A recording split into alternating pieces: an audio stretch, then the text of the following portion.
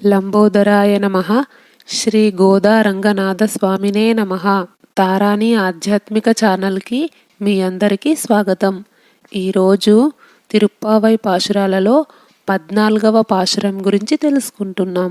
உங்கள் புழைக்கடை தொட்டத்துவாவியுள் செங்குழு நீர்வாய் நெகிழிந்து ஆம்பல் வாய் கும்பினகான் செங்கல் பாடிக் குறைவேன்பல் தவத்தவர் தங்கள் திருக்கோயில் சிங்கிடுவான் போக்கினார் எங்களை முன்னம் எழுப்புவான் வாய்பேசும் நங்கா விஜய் எழுந்திரா விஜய் நானாதா விஜய் நாவயிண்டையாய் சங்கொடு சக்கரமேந்தும் தடக்கையன் పంగయక్కన్నానై పాడేలోరేంబవాయ్.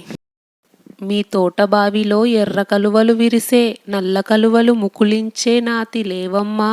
ధవలదంతాలు మెరియ కావి వస్త్రాలు కట్టి దేవలాలు తెరిచి దేవతార్చన సేయ తాపసుల బృందాలు తరలి వెళ్ళే మమ్మే లేపదనంచు మాట ఇచ్చిన నీవు లేశమాత్రము బిడియంబు లేకపోగా మైమరచి నిదురించ మర్మమేమి.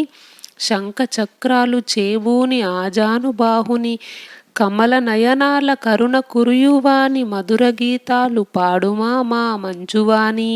ఈ పాశురం యొక్క అర్థం ఏమిటంటే, గోదాదేవి గోపికగా మరియు ఆమె స్నేహితురాళ్ళు గోపికలుగా శ్రీవిల్లిపుత్తూరుని గోకులంగా భావించి రంగనాథుని పూజించడానికి ఒక్కో గోపికని నిద్రలేపుతూ ఇంకో గోపిక ఇంటికి వచ్చారు. ఎర్ర తామరలు వికసించినవి, నల్ల కలువలు ముడుచుకున్నవి. అంటే కొన్ని రకాల జాతుల పూలు రాత్రికే విరబూసి పొద్దున అయ్యేసరికి ముడుచుకుంటాయి. కొన్ని రకాల పుష్పజాతులు పొద్దున సూర్యోదయం అయ్యేసరికి విరబూస్తాయి, సాయంత్రం అయ్యేసరికి ముడుచుకుపోతాయి. ఉదయం పూసే పూలు కొన్ని ఎర్ర మందారం, ఎర్ర తామరలు ఇలాంటివి. సాయంత్రం పూసే పూలు మల్లెపూలు, నల్ల కలువలు. అంటే ఇవి నల్ల కలువలు సాయంత్రం పూస్తాయి. తెల్లవారిందిలే అని తన స్నేహితురాలు అయిన గోపికకి చెప్పడానికి నల్ల కలువలు ముడుచుకున్నాయి, ఎర్ర తామరలు విచ్చుకున్నాయి అని చెప్తుంది. జేగురురాళ్ల పొడితో రంగు అద్దిన వస్త్రముతో తెల్లని పలువరస కలిగిన సన్యాసులు తమ దేవాలయమునకు ఆరాధన చేయుటకు పోవుచున్నారు. అంటే అప్పట్లో జేగురురాళ్ళు అంటే జాజితో ఆవు పేడతో అలికిన తర్వాత ఇంటి ముందు ఎర్రగా మేగి దాని మీద బియ్యపు పిండితో తెల్లగా ముగ్గులు వేసేవారు. దాన్ని చీమలు తినేవి, అదే భూతబలి అంటారు. అలాంటి జాజి రంగు బట్టలు వేసుకుని కొందరు సన్యాసులు తెల్లని దంతాల వరుసతో మెరుస్తూ దేవాలయాలకు భగవంతుణ్ణి ఆరాధించడానికి వెళ్తున్నారు. ఓ పరిపూర్ణురాలా, ఓ సిగ్గులేనిదానా, ఓ మాట నేర్పుగలదానా, మధురముగా మాటలాడుదానా అని నిద్రలేపుతుంది గోదాదేవి. అంటే ఓ పరిపూర్ణమైన జ్ఞానవంతురాలా, నీకు జ్ఞానం ఉంది కానీ బుద్ధి లేదా?